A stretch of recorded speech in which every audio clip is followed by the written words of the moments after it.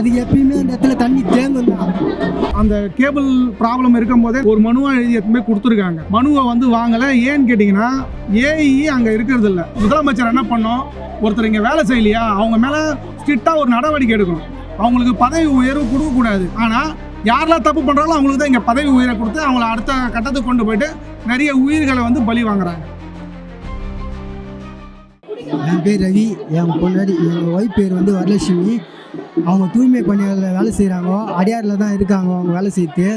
அதனால் வந்து 4:30 மணிக்கு ஏஞ்சி அவங்க வேலைக்கு கிளம்பி போனாங்க. போகும்போது என்ன ஆச்சு, பக்கத்து சந்தில் காலையில் ஒரே மழை. பக்கத்து சந்தில் என்ன ஆச்சு, கரண்ட்டு ஷாக் அடித்து ஸ்பாட்லேயே அவங்க கீழே மயங்கி விழுந்துட்டாங்க. எனக்கு முன்னாடி எனக்கு தகவல் சொன்னது எங்கள் அண்ணன் சொன்னான், இந்தமாரி லட்சுமி கீழே விழுந்துச்சு. இதுக்கு முன்னாடி அதை கார்த்தி நேற்று ஒருத்தவன் ஸ்பாட் அவுட்டு அந்த இடத்துல வழிக்கு விழுந்து.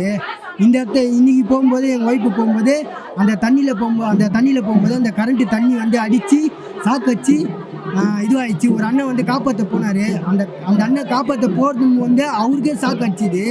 அவர் ஷாக் அடிச்சதுனால அவர் வந்து கொஞ்சம் எட்ட வந்துட்டார். எட்ட வரும்போது என்ன ஆச்சுன்னா, அதுக்கப்புறம் எங்கள் அண்ணன் ஓடி வந்து ஏதோ ஒரு பையன் வந்து எங்கள் அண்ணன்கிட்ட சொன்னான்.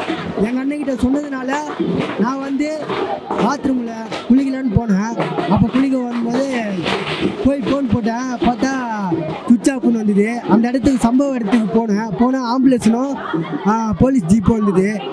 எஸ்ஐ என்ன சொன்னார், தொடாத அப்படின்னாரு. ட்ரீட்மெண்ட் பண்ணணும் அப்படின்னாரு, ஃபோட்டோ எடுக்கணும் அப்படின்னாரு.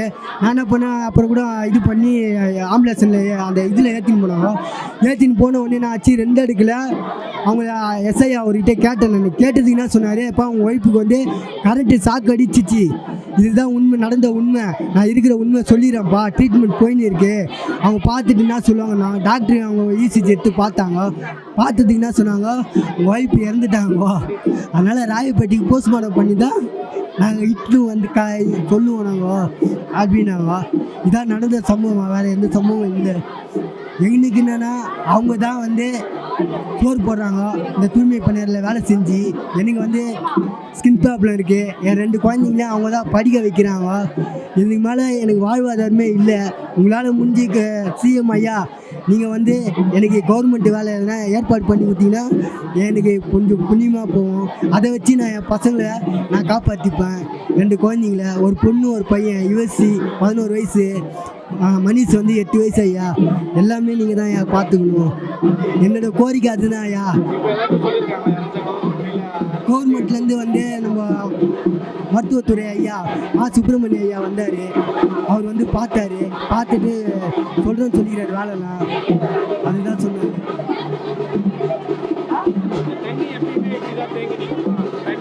ஆமாம், தண்ணி எப்பயே இந்த பழுப்பு ரெடி பண்ணுறதுனால போட்டாங்க அந்த தண்ணி. அது எப்பயுமே அந்த இடத்துல தண்ணி தேங்கும் தான்.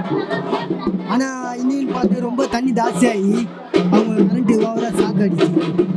இல்லை, காலையில் வந்து ஒரு 4:45 வந்து ஒரு ஃபோன் வந்தது. எங்கள் தங்கச்சி வந்து ஃபோன் பண்ணாங்க, யாரோ வந்து கரண்ட்டு ஷாக் அடிச்சு தொம்முன்னு சத்தம் கேட்டது, கொஞ்சம் வாங்க அப்படின்னு சொன்னாங்க. நான் ஏஞ்சி வெளியே வந்து பார்த்தா சரியான மழை, கால் முட்டிக்கு கீழே வரைக்கும் தண்ணி இருந்தது.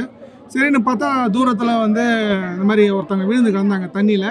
அங்கே தண்ணியில் போகும்போது இவங்களாம் பொதுமக்கள்லாம் கத்துறாங்க, இந்த மாதிரி வராதிங்க, இந்த மாதிரி அங்கே வந்து ஷாக் அடிக்குது, நீங்கள் போகாதீங்கன்னு சொன்னாங்க. உடனே நாங்கள் என்ன பண்ணோம், இங்கே இருக்கிற இபிக்கு ஃபோன் பண்ணோம். உடனே அடுத்த செகண்டே இபிக்கு ஃபோன் பண்ணோம். இபியில் ஃபோன் எடுக்கவே இல்லை. 2-3 கால் போட்டதுக்கப்புறம் இங்கே ஜேஇக்கு ஃபோன் பண்ணதுக்கப்புறம் அவர் ஃபோன் எடுத்து உடனே, என்ன சார் இந்த டைமில் கால் பண்ணுறீங்க அப்படின்னு கேட்ட உடனே, இந்த மாதிரி ஆயிடுச்சு சார், கொஞ்சம் உடனே கரண்ட்டு கட் பண்ணுங்கள், ஒருத்தவங்க இறந்து கிடக்குறாங்க அப்படின்னு சொன்னோடனே, அதுக்கப்புறம் போய் பார்த்தா இங்கே இருக்கிற வரலட்சுமின்ற ஒரு தூய்மை பணியாளர் தான் வந்து இறந்து கிடந்தாங்க. என்னென்னா இது வந்து அந்த கேபிள் ப்ராப்ளம் இருக்கும் போதே நாங்கள் கிட்டத்தட்ட ஒரு 9ஆம் தேதியும் சரி வந்து இவங்களும் பொதுமக்களும் ஒரு 2 மாதத்துக்கு முன்னாடி ஒரு மனுவாக எழுதி எடுத்துமே கொடுத்துருக்காங்க. சரிங்களா, மனுவை வந்து வாங்கலை. ஏன்னு கேட்டிங்கன்னா ஏஇ அங்கே இருக்கிறது இல்லை. மெயின் அதுதான். ஒவ்வொரு டிபார்ட்மெண்ட்டுக்கும் ஒரு ஏஇ இருக்காங்க, ஆனால் எந்த ஏஇயும் அந்த ஆஃபீஸில் இருக்கிறது இல்லை.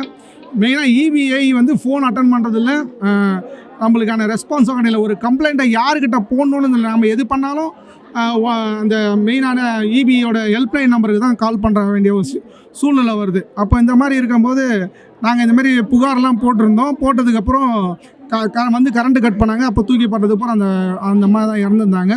அவங்களுக்கு வந்து ஒரு பொண்ணும் ஒரு பையனும் இருக்காங்க. அவங்களுடைய வாழ்வாதாரத்தில் தான் அந்த குடும்பமே ஓடிட்டு இருக்கு. ஏன்னு கேட்டிங்கன்னா அவங்க வீட்டுக்காரர் ஒரு 5 வருஷமாக வேலைக்கே போகிறதில்ல. ஏன்னு கேட்டிங்கன்னா அவருக்கு தோல் வியாதி இருந்ததுனால அவரால் வேலைக்கு போக முடியாமல் அந்த 2 பசங்களையும் ஒரு பெண் குழந்தையும் ஒரு ஆண் குழந்தையும் வந்து அவங்க தான் பராமரித்து அந்த குழந்தைகளை வளர்த்துட்டு இருக்காங்க. அந்த குடும்பமே அவங்கள வச்சு தான் போயிட்டுருக்கு. இப்போ இந்த மாதிரி வந்து இந்த கண்ணகி நகரில் இந்த தெருவில் மட்டும் கிடையாது, ஒவ்வொரு தெருவுலையும் 10 பிரச்சனைகள் இருக்குது. சரிங்களா? எங்கள் வீட்டில் ஆரம்பித்து கீழே ரோடு வரைக்குமே பிரச்சனை தான். இப்போ இந்த மாதிரி பார்த்தீங்கன்னா ஈபி கேபிள் நாங்கள் இப்போ கூட ஒரு கம்ப்ளைண்ட் போயிட்டு வந்தோம். எங்கள் வீட்டாண்ட ரொம்ப ஷாக் அடிக்குது, எவ்வளோ சொல்லியும் வரமாட்றாங்க, என்ன பண்ணுறது எங்களுக்கு தெரியலன்னு சொல்கிறாங்க. ஒரு அமைப்பு இருக்குது, எப்படி சொல்கிறது, ஒரு டிபார்ட்மெண்ட் இருக்குது. அந்த டிபார்ட்மெண்ட்டு செயலிழந்து போய் கிடக்குது. அது ஏன்னே தெரியல. சரிங்களா? ஏன்னு கேட்டிங்கன்னா இதுவே ஒரு பெரிய ஏரியாவாக இருந்து அங்கே இருக்கிற மக்களுக்கு வந்து போயிட்டு உடனே அதிகாரிகளுக்கு போய் உடனே நடவடிக்கை எடுக்கிறாங்க. இங்கே வந்து மெத்தனை பூக்க காட்டுறாங்க. இத்தனை பேர் காலையில் கம்ப்ளைண்ட் ஃபோன் போட்டோம் எடுக்கலை. Zone 15 sir. Zone 15 sir. எங்கள் Kannagi Nagar police EB office.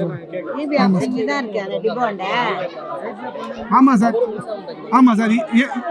என்னன்னு கேட்டிங்கன்னா இப்போ மெட்ரோ வாட்டர் சார்பாக அங்கங்கே பலன் ஓடிட்டு இருக்காங்க. டெவலப்மெண்ட் பண்ணுறவனே வீட்டுக்கே தண்ணி தரேன்னு சொல்லி நாங்கள் அதை கேட்கல. ஆனால் ஒவ்வொரு தெருவும் தோண்டி ஈபி கேபிள் எல்லாத்தையும் அறுத்துட்டு அவங்க பாட்டு போயிட்டாங்க. ஆனால் நாங்கள் கம்ப்ளைண்ட்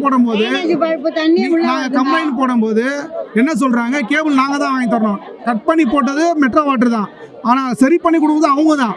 அது கேள்வி கேட்க வேண்டியது ஈபி, அது கேட்குறது கிடையாது. ஏன்னா எதுக்காகன்னு தெரியல, எல்லாம் காசு வாங்கிட்டாங்களான்னு கூட தெரியல. சரிங்களா? அவங்களுக்குள்ள அண்டர்ஸ்டாண்டிங். அதேமாதிரி ஒரு பள்ளம் ஒன்றுனா அதை மூடணும்னு ரூல் இருக்குது. அது மூட வைக்கிறதுக்கும் யாரும் பண்ணுறது கிடையாது. ஈபியில் அந்த பள்ளம் ஒன்றிய மெட்ரோ வாட்டரில் பள்ளம் ஒன்றாங்கன்னா அதை மூடணும், காங்கிரீட் போட்டு அதை மூடணும். ஆனால் அது பண்ணுறது கிடையாது. இந்த மாதிரி தொடர்ந்து ஈபி பிரச்சனை நிறைய இருக்குது, குடிநீர் பிரச்சனையும் நிறைய இருக்குது. சென்னை கண்ணகி நகர் ஃபுல்லாக தோண்டி போட்டு என்ன பண்ணுறதுன்னு எங்களுக்கு தெரியாமல் இருக்குது. காவா தண்ணி தான் வருது, அதுக்கு காவா தண்ணி வருதுமா, அந்த குடிக்கிற தண்ணிய குழா தண்ணியில காவா தண்ணி தான் வருது. 2 ஹவர் அடிக்கணும். இந்த இடம் உங்களுக்கு வந்து இப்போ அரசாங்க சார்பாக வந்து இந்த இழப்பீடு தரேன்னு சொன்னாங்க.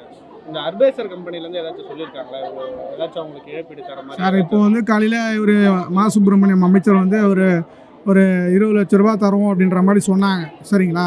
நான் என்ன எதுக்கு அதை கொடுக்கணும்னு நான் கேட்குறேன். இது என்னோட பார்வை தான். ஆனால் அந்த குடும்பத்துக்கு கண்டிப்பாக உதவி தேவை. இருந்தாலும் 20 லட்ச ரூபாய்லாம் ஒன்றுமே கிடையாது. 1 கோடி ரூபா கொடுத்தா இன்னும் அந்த குழந்தைகளுடைய வாழ்வாதாரம் நல்லா வாழும். ஏன்னு கேட்டு வச்சிங்களேன், இப்போ இது சம்மந்தப்பட்ட எல்லா டிபார்ட்மெண்ட்டு, இப்போ ஈபியில் இருக்கிற எல்லாரோடைய பென்ஷனை வாங்கி கொடுங்க. அமைச்சர்லேருந்து இப்போ முதலமைச்சர்லேருந்து ஏஇ இருக்கிற வரைக்கும் அவங்களோட பென்ஷனை வாங்கி கொடுங்க. ஒன்றும் தப்பு இல்லையே. இப்போது அரசு மேலே இருக்கிற முதலமைச்சர் என்ன பண்ணோம், ஒருத்தர் இங்கே வேலை செய்யலையா அவங்க மேலே ஸ்ட்ரிக்டாக ஒரு நடவடிக்கை எடுக்கணும். அவங்களுக்கு பதவி உயர்வு கொடுக்கக்கூடாது. ஆனால் யாரெல்லாம் தப்பு பண்ணுறாங்களோ அவங்களுக்கு தான் இங்கே பதவி உயர்வை கொடுத்து அவங்கள அடுத்த கட்டத்துக்கு கொண்டு போயிட்டு நிறைய உயிர்களை வந்து பலி வாங்குறாங்க.